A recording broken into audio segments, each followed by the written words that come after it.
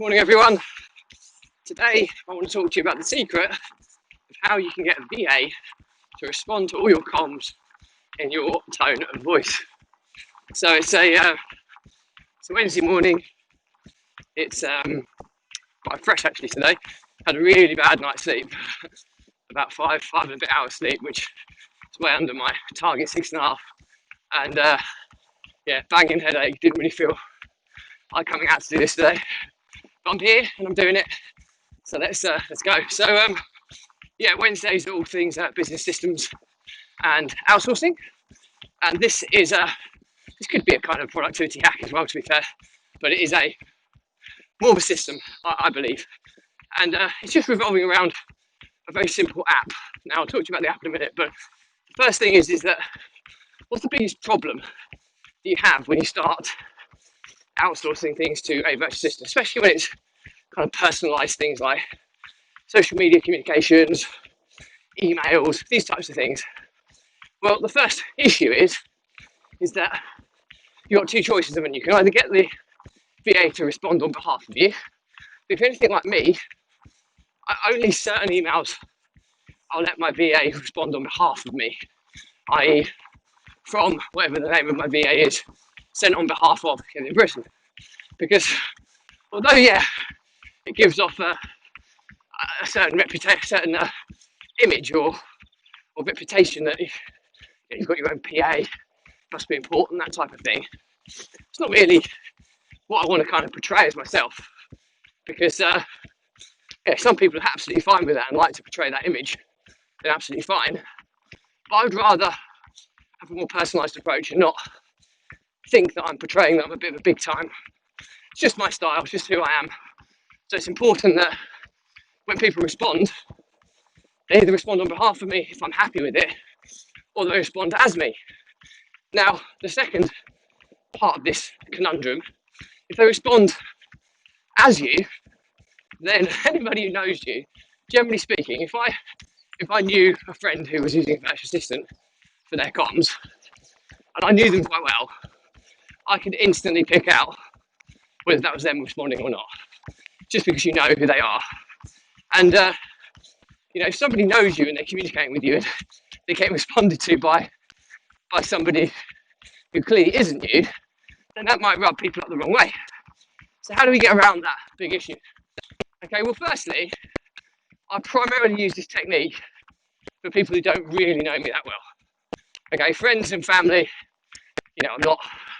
I'm not that absent. I will communicate with friends and family and people. I just try and outsource, business related communications that don't require me to communicate with them at the stage in the journey they're at. Now, it might be when they come through some of my funnels for a sales call, then yes, of course, I'll have a conversation with them and get to know them on a more in-depth basis. But what I'm trying to do is create a filtering process where the level of distractions that comes into my world are as minimal as possible. Now, they'll still be the same volume.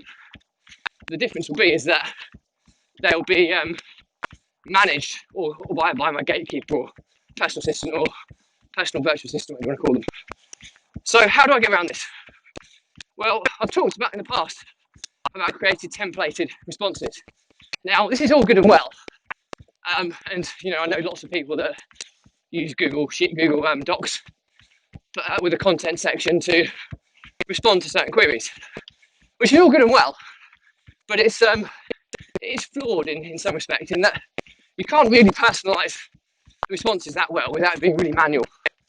And that's where I was introduced probably a year or so ago now to a really cool app that works across all platforms called Text Expander. And this is probably one of my top 3 apps, I'd say, because not only does it save me huge amounts of time in my communications, but it also allows me to outsource personalised communications to be managed by a virtual assistant. And the way it works is it's just really simple. It does things like create snippets, so you can type in a couple of initials or something, and it will respond to your name. You can put all your links in there, and that's what you'll kind of start using it for. Maybe some short codes for emojis, that type of thing. But you'll be surprised. Most people will sign off an email, if I always ask my question whenever I'm typing anything, am I going to type this again or something similar? If I do, I create an entry in my TextExpander account that I share with my VAs. And things like I respond to most of my emails through my virtual assistant using the words thanks in advance, because I did some research and that's apparently supposed to generate a better response rate than regards or best regards or whatever. So I have a little short code for thanks in advance, which is .TIA. I do a daily update every day to my team, and I have to populate the date in there as well when I send it out in the video. So I've created a TextExpander shortcut for .du daily update, and it doesn't only say daily update, it also dashes and it will also input today's date. So this is where TextExpander becomes super powerful. You can put little bits of mini code in, so it will detect the day you're putting in and put your today's date in the format that you want to show it in. Things like that. You can also do little mini calculations based on the information you put in. You can also create quite lengthy responses with different options of what to include. So, for example, if you wanted to have a response to some social media, but you're conscious of using the same generic response all the time, you can create 4 or 5 different variations of that. But the VA can use the same short code, and then when they input it, it gives them the option to select which variation of it they use. So it's just little cool things like that that make such a difference, and it means that the responses and the communications that your team are using are in your tone and your voice because you've written the original. And as they build out and get good, they can update your TextExpander account for you. The other benefit is it works on mobile devices as well. So if I'm on my iPhone, if the TextExpander app has a keyboard, which will sit as a second keyboard on my iPhone, and I could use all my snippets using my iPhone as well, which is so cool, because it might be that in the evening you want to do a little bit of social media communication. There's nothing worse than having to go type everything out again, but you've got all your snippets available on every device. And you can create team accounts, so you can have multiple people access your TextExpander, but you know what? You don't need to. I mean, the paid version is like about £3 a month or so, ridiculously cheap, and that's for single use. But you just share your account via LastPass, the password sharing. I'll talk about password sharing. I have talked about it in previous episodes, but I'll talk about it in more detail on a separate episode.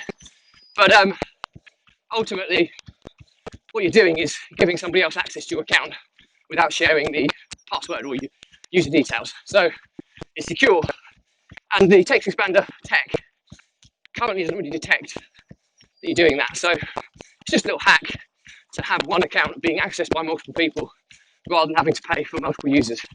So little cost savings thing there. So hope you found this really useful.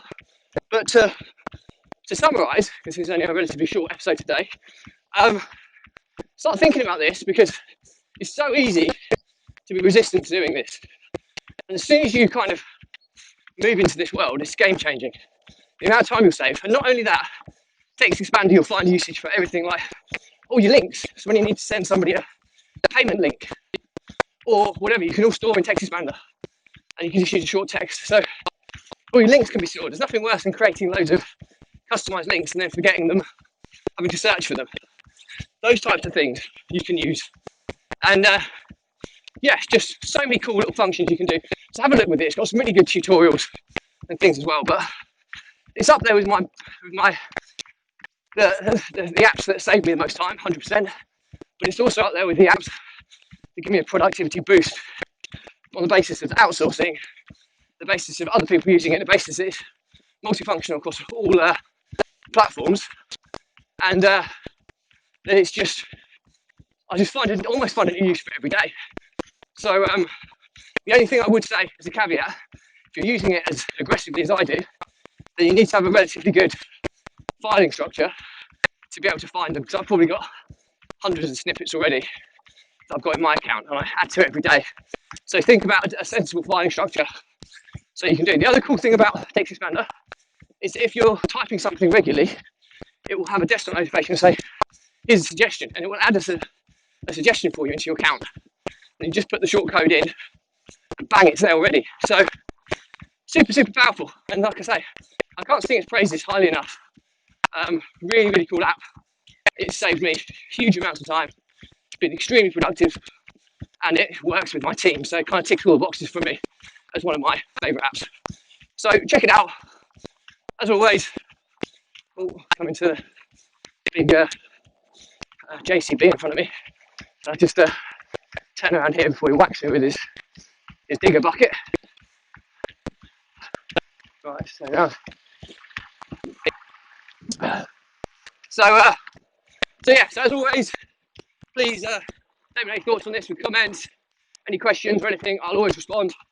My guarantee is, if it's something that's worthy of a larger discussion, I'll do a separate episode and I'll tag you in. If you like it, please like it and engage with it. Gives it a bigger reach, and any shares, super, super appreciated. So, and as always, if you find my posts annoying, just click the like. You can either unfriend me or just click the unfollow, and I will no longer be bothering you too much. And then you can delve into my content in the Facebook group if you choose to in the future. So, hope that's useful. And as always, stay positive, stay happy, and I'll speak to you on the next episode.